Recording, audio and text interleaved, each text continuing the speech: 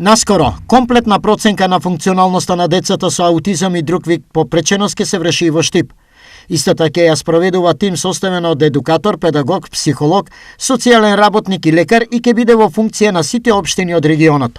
Со Министерството за здравство веќе работиме на тој проект. Во моментот се вршат обуки на лицата кои што се специјализирани за работа со лица со посебни потреби и откако ќе завршат обуките веќе општина Штип обезбеди простор каде што ќе се извршува таа класификација на деца со посебни потреби, со што ќе го олесниме нивното понатамошно функционирање во системот. Се ова точно ќе се знае на кое дете како вид на подршка и изгрижување му е неопходно. Целта е да биде децата да бидат што порано опфатени со проценка за нивната функционалност. Ќе се олесни приемот во градинките, меѓутоа и во образованието, односно во образовниот процес. Со тоа што нема да се дава досегашните наоди беа например, лице со интелектуална попреченост.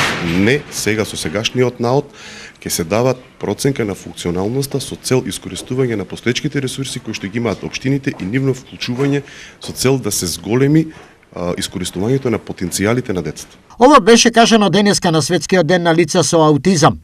Во Штип веќе функционира дневен центар за деца со аутизам, каде се згрижени 7 дечиња.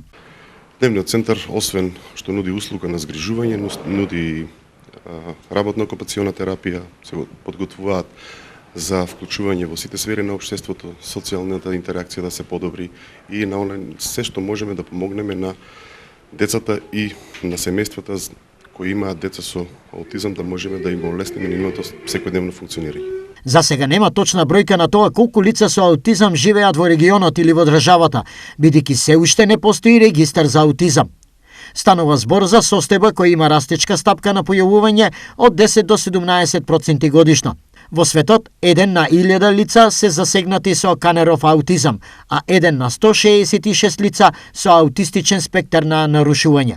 Според ова, груба проценка е дека во Македонија би требало да има околу 12.000 лица со ова спектрално нарушување.